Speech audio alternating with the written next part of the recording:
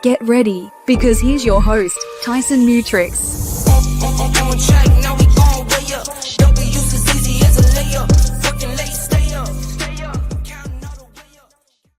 Welcome to the Guild Live Show. I'm Tyson Mutrix, and I've got a really good one today. We're going to be going through a few different things.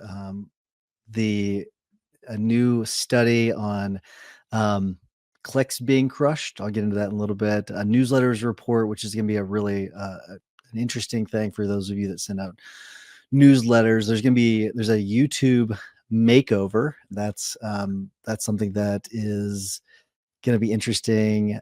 AI booking has hit the market, so that's a new thing. And then the next thing we're going to go over is smart splits. Those of you that use TikTok, you're going to know exactly what I'm talking about probably already. That's also something that's going to be rolled out in YouTube Shorts as well. So good stuff there.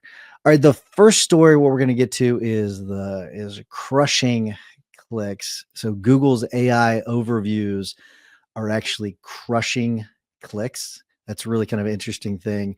So the organic click-through rate is down 61%.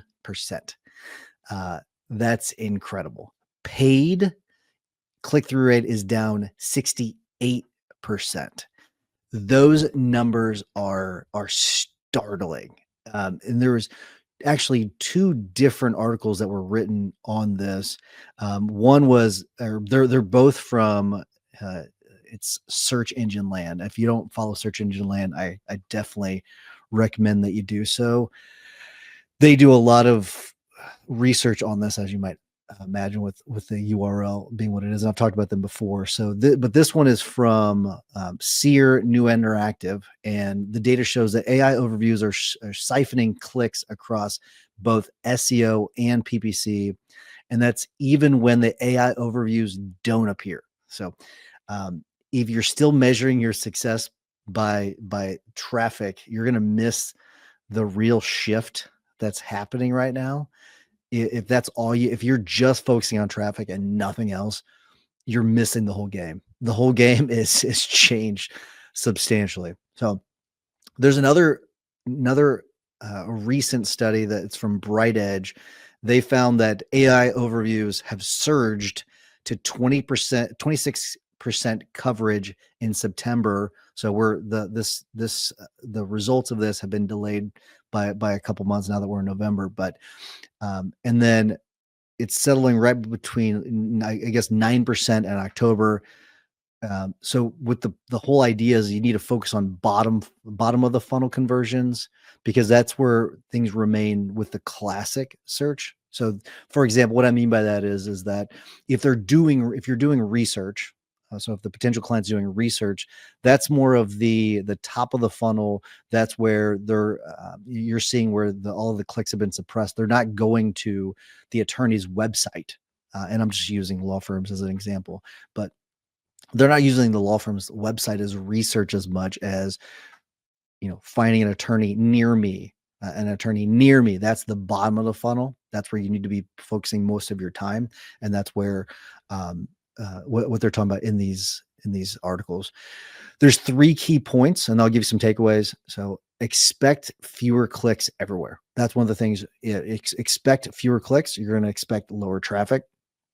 So informational queries with AI overviews, that's where they're going to be doing all that research, right? So that's a 61% organic click-through rate drop from like just general searches doing research. And that's where you have the 68%. The paid click-through rate has dropped. So those are, like I said, those are startling numbers. And it also says that even without AI overviews, even without those, organic click-through rate fell 41%. So shift KPIs towards visibility, share of voice, and then lead quality. I think the reason why you're seeing the organic click-through rate falling as well is you're probably seeing a lot of that those searches being done inside of the LLMs themselves. Another key point is about rebalancing the funnel. So since AI overviews are now dominating the research part of it, focusing on that bottom of the funnel. So hire near me, hire an attorney, focus on words that you're using, hire or near me.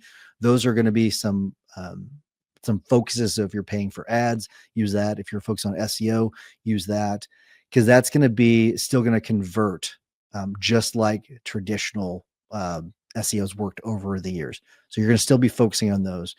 And then we're focused on building answer engines in your content. That's something we've been talking about in the guild for a little bit, where you have your general topic, and then you build into that. We actually have all this posted in the guild, inside the guild in Kajabi, where we give essentially the game plan. Here's the game plan. Here's how your pages should look. And one of those key parts is having the answers built in. So the list of questions, traditionally what you'd have is like a Q&A page, but on these, you're going to have your general topic and then all of the questions and answers below that. That's going to be built in there. That way it's going to be helping with the conversion. And then you're going to want to rethink your pay-per-click. Move the budget around a little bit, where you're going to go from those broad inquiries. You're going to move away from those and then focus more on, I would even consider, I'm not telling you should or shouldn't at this point, you need to do your own research. Consider moving away from pay-per-click completely. So and Google ads, and then maybe more towards like the LSAs.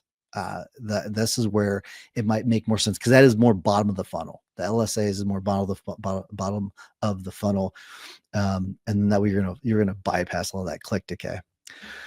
So those are some of the key points. And then, takeaways. So, make sure you have those research answers built in, more closer to the bottom of the funnel types of questions, not top of the funnel, because they're not being used as much, unless the idea is that you're going to be showing up more in the LLMs. That's part of the strategy too. So you should still have that content. So don't go completely away from that content. So focus more on, the term share of voice and not just clicks. So you got to make sure you do that. That's a big part of it. And then I would say, just as just to start testing things out, like pick, top 5, your top 5 informational topics, and then create some concise answer engines on each of those pages. So let's say you're a estate planning attorney, and got a page about trusts, maybe. So that's more that informational one of the top 5 informational ones. And what are like those top 5 questions that you get, and then get some answers put into more bottom of funnel types. Bottom of funnel might be, how do I determine the best kind of an attorney to hire, types of questions. Those are more of those bottom of the funnel, knowing, because you know that they're looking for an attorney, right? They're not just trying to do the will on their own and doing research about whether they need a will or a trust. They want to hire an attorney. So that's more of that bottom of the funnel. There is a really interesting chart that they show on this it's really kind of incredible. It shows the paid or organic click-through rates trends over the last 12 months. That's a really interesting one. That and you what it has is, you've got from September 2025, it goes all the way back to October 2024, and you can see the shift in the click-through rates. I definitely recommend that you check that out. That's something that is it's quite an interesting thing. But let's get into our next story. That's our main story. So the other ones I'm going to move through fairly quickly. This next one is from HubSpot. It's HubSpot's 2025 State of Newsletters. And the whole point of this one is they talk about personalization pays, but opinionated content wins. This is one that is, if you're doing newsletters, you're going to want to make sure you check it out. So they surveyed 400 plus newsletter pros. So these are people that are sending out, regular newsletters on a frequent basis. And they found that personalization correlates with higher revenue. That's an interesting thing. Notice they said correlate, not causation. That's part of this. Mixed media and opinionated content drive the best opens, and clicks. 40%, 42% of the people that are sending out these newsletters say that AI saves about 1 to 3 hours weekly. And LinkedIn and Facebook lead distribution. That's an interesting thing too. That's an interesting part about that. They recommend that you start maybe doing weekly. One of the things you could do is case insights. I'm sort of interpreting a little bit for the article, but what you could do for the firm is more of a case insights email with really talk about from the point of view of the law firm, or you as the lawyer. Personally, I think you should focus more on you as the lawyer, as the owner, is because you can get definitely more personal. But if you do have that type of a firm where your firm culture, Kevin Chaney kind of comes to mind, where his employees, it's almost like they take this approach where everyone owns the firm together, and the employees are sort of out front and center when it comes to some of the marketing. That's kind of the type that I think of when I think of Kevin Chaney. You would more point of view of those people, maybe mix in some charts, make sure you only have one call to action. These are things that I'm pulling from the survey. So, only one call to action, not multiple calls to action. And then maybe you segment it by case types. That's some interesting information from there. Use AI to draft, but just make sure that your opinion is injected into it. That's another big part of this. And then, so make sure that personality plus personalization, that's something that definitely beats more of a bland updates kind of a newsletter. That's kind of a boring thing. Make sure you're using very vivid visuals. So we're putting out big statistics. That's something that works really, really well when it comes to putting these things together. So that is all I have when it comes to that one. You should check that one out. I only wanted to point out a few things on this in particular, but let's get into the YouTube makeover. This is what's really interesting to me. And there's 3 different articles that I looked at when it came to this one. They are a big part of this is they're going to upscale, what they're calling AI upscale, a lot of the videos. So a lot of the videos that are lower quality, and there is a caveat to this, which I'll get to in a little bit, but they're upscaling a lot of the older videos that are not of high quality, and they're using AI to do it. That's a big part of this. They're increasing the size limits of the thumbnails. That's another interesting part of this too. That way you can have higher quality thumbnails. It's a really, really important part of this.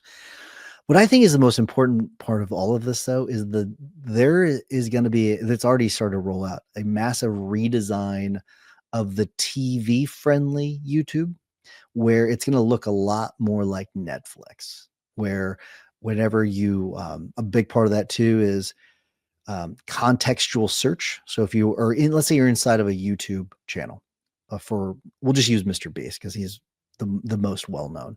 Say you're in the middle of Mr. Beast's YouTube channel and you're searching it while you're inside of that channel.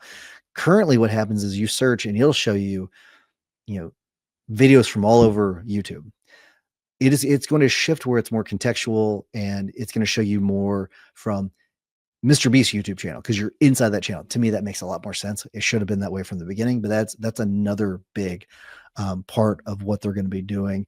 They're going to make this more of a polished TV experience. That's a really kind of an interesting part of this. I do wonder how this is going to work, because you already have a platform that works well, and you have a platform that is, people have been shifting away from traditional television for years. And I think it's interesting that they're shifting more towards traditional type of TV. I think that makes sense because of some of the things I've noticed where I've been fed more and more, movies on YouTube TV. And I don't know if that's, or not YouTube TV, but on YouTube. And I don't know if that's because I have a premium subscription or not. I actually don't know. I don't know the difference. I don't know what people that don't have a premium subscription show, but I have wondered how long it's going to take them to kind of do this. And so that part makes a little bit of sense, but it also makes me wonder why the shift, given that people are already moving to to YouTube from major platforms. So the caveat I was going to talk about when it comes to the upscaling, you can actually opt out if you don't want the upscaling. I don't know why you wouldn't want the upscaling unless it dramatically changes things. To me, it makes sense. My guess is they'll probably show those more often anyways if they are upscaled, because if it's a lower quality, they may not want to do that. So again, the key, I'm gonna go over the key features with you. The expanded thumbnails, we talked about that. 2 megabytes to 50 megabytes. I know a megabyte's not that much, but I mean, increase from 2 to 50 is a pretty big increase. They're going to have a new AI powered feature that automatically generates higher resolutions for videos. The flip through favorite YouTube channels with immersive previews on the homepage. This is going to be where it's like Netflix. That part's interesting. You're going to have the contextual search that I talked about. That's on TVs. It sounds like it's specifically to TVs and not on both of the Netflix change and then the contextual search. Sounds like that's only going to be on TVs for some reason. I don't know why it's not going to be on phones as well. Then you're going to have viewers are going to be able to scan a shopping QR code to instantly open the product page on their phone. That's an interesting change too. I have also noticed, you all can't see this, but inside of StreamYard, which we stream from, there is a QR code. And so the QR code is and that's something that they added in the last, I don't know, month or so. And I kind of wondered why that was. So but that's something that apparently a lot of these streaming services are shifting to. So there we go. All right, let's move on to another interesting develop from Google. Lots of Google stuff today. And this is where Google's AI mode can now book tickets and appointments for you. And this is from TechCrunch. This is the reason why I find this one relevant to us is because you're going to start to have people booking appointments with us through, if this is an option that you offer. This is not an option that we currently offer. I'm not saying we're completely against it, but this is not an option that we currently offer. We have no plans to offer this. However, if that's the way people are going, don't be surprised if you start to have AI scheduling appointments for you. Not really for you. I guess obviously you can use it yourself, but this is, I think I can see easily in the future, you have someone going in and saying, I need a personal injury attorney, schedule an appointment for me with the best attorney. I could completely seeing that, and then having agents doing it. David Terry, I got your message. Thanks, buddy. Appreciate it. He says, watching you looking sharp this morning. Really appreciate it. That's a very nice message. I like to see that during the show. But thanks, David Terry. But I do think when it comes to this new AI mode, you're going to see this odd shift where people are just going to say, hey, go find me the best attorney. And they're going to book these appointments for them and us sometimes. So some of the details, let me give you some of the details. Google added agentic actions to AI mode in search, letting users request real-time options and jump straight to booking pages. So you're skipping through all the other nonsense. You say, this is what I need, and it jumps straight to it. I like that. That sounds amazing to me. Okay, well, I'm not having to. Let me think about this. How many times have you gone to a booking site, you name it, hotel, rental car, airport, or airline, whatever it is, and then you have to re-enter the information again and re-enter the information. You just say, hey, I need tickets from STL to Phoenix for these dates. So November 8th through the 12th. I'd prefer to leave in the morning, yada, yada, yada. It just boom, jump straight to the booking page. It figures you give it the details. It might ask you some questions. Boom, done. That sounds amazing to me. Sounds pretty good. And then, so they did have some earlier agentic tests, and those handled restaurant reservations. And I think I did talk about restaurant reservations a few months ago.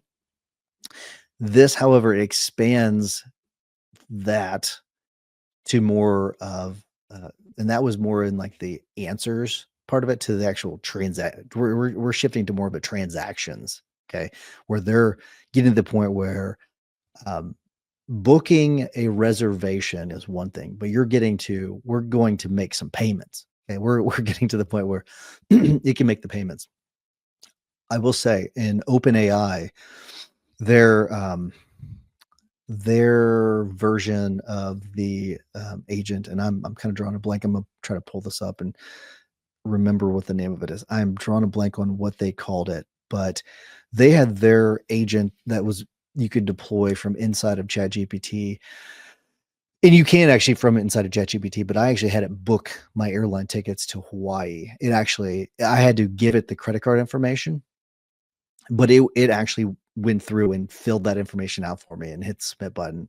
I was monitoring it as it was doing it. It was asking me questions as I was doing it, but it was an interesting thing. So this isn't a brand new thing. However, they've gone a step further where this is more, it's, on the Google search page. It's one of those things where you can hit AI overview and it's right there. It gives you that option right away. So that's coming. So prepare for book consultation directly from AI mode. I think that's something that's going to probably be coming. So make sure that if you do this, make sure you have your scheduling links there, hours, services, all of that's crawlable and those are ready to go, and that there's no issues. You're going to want to make sure you're testing out all of that. I noticed months ago, Google made it, it seemed a little more visible, the booking things for attorneys, booking options. So make sure all of that is updated. But all right, let's get to our last story. And that is those of you that are big TikTok people, but this is more YouTube and TikTok. There's a couple articles that I was looking at when it comes to this. This one is from The Verge. There was a couple from The Verge that I was looking at, but they seem to focus primarily on TikTok, but YouTube has some features as well. So I talked about the YouTube Makeover. There's more from them. YouTube and TikTok roll out AI tools for faster content creation and TV style viewing. I did find this one very, very, very interesting because there's already some platforms that offer what they're offering, but they're essentially cutting out the middleman is what they're doing. And what you have here is TikTok's new smart split auto chops long videos into multiple shorts, AI outline drafts, titles, hooks, and scripts. So you have this, let's say you upload a podcast. Riverside is something, is one of the platforms that already does this. So we record inside of Riverside for the podcast whenever we're doing a remote interview, and it will cut a lot of the stuff up for us for social media. It's not always great. It does a pretty decent job though, but it'll draft titles, hooks, scripts, all of that inside of TikTok now. It says TikTok also boosted subscription revenue share up to 90% for creators who meet stricter thresholds. That's an interesting part of this too. For TV screens, YouTube is adding AI upscaling, which I talked about before. Larger 4K thumbnails. I didn't mention the 4K thumbnails, but that is something that they're testing for bigger channels. It's not something that they're doing for everybody yet, but they are testing the idea of 4K thumbnails only with the bigger channels right now. The QR shopping, which I was talked about, and then shows format that organizes channels into seasons and episodes. When it comes to the smart split, it automatically slices long videos into short clips and captions and vertical reframing. So let's say you record a show or a video or something that you do in more of the portrait view or landscape view. It will automatically reframe it for vertical reframing. It's interesting.